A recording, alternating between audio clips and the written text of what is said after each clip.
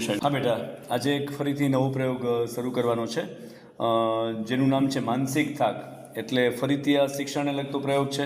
शिक्षण एटले पूर्व अनुभव के महावराने परिणामे वर्तનમાં થતો કાયમી અને સાપેક્ષ ફેરફાર। આપણે જાણીએ છીએ કોઈ પણ ટૂંકા સમયનો ફેરફાર છે એને શિક્ષણ ગણાવી શકાતું નથી। આ શાબ્દિક પ્રકારનું શિક્ષણ છે। જે શિક્ષણમાં આંકડાઓ શબ્દો દ્વારા માહિતી શીખી શકાય છે એ શાબ્દિક શિક્ષણ છે। તો આ માનસિક થાકનો પ્રયોગ છે। હવે થાક એટલે શું? તો થાક બે પ્રકારના છે, એક શારીરિક થાક અને એક માનસિક થાક। જ્યારે કોઈ પણ કામ સતત સ્નાયુવિક કાર્ય કરીએ અને લાંબા સમય સુધી કરીએ અને પછી જે લાગણી જન્મે છે એ શારીરિક થાક કહેવાય છે। તો જેની અંદર બુદ્ધિ કસવાની છે, જેની અંદર મગજનો ઉપયોગ કરવાનો છે, યાદ રાખવાનું છે અને એને કારણે જે થાક લાગે છે એ માનસિક થાક છે। તો અહીંયા આપણે પ્રયોગની અંદર એક અંકના ગુણાકાર છે અને એ ગુણાકારનો જવાબ છે એ મનમાં વિચારી અને લખવાનો રહેશે, એવો આ પ્રયોગ છે।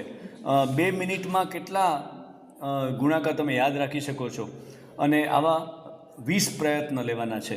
તો આવી 40 મિનિટનો એક આ પ્રયોગ છે।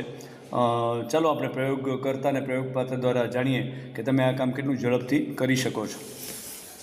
મારું નામ વર્ષા છે, તારું નામ? હું એક ગુણાકાર પદ્ધતિ આપી ત્યારે આમાં 40 મિનિટ સુધી સતત 2 મિનિટ જેટલા ગુણાકાર થાય એટલું સમજાવવાનું છે। હું સ્ટાર્ટ કરતા ચાલુ કરું।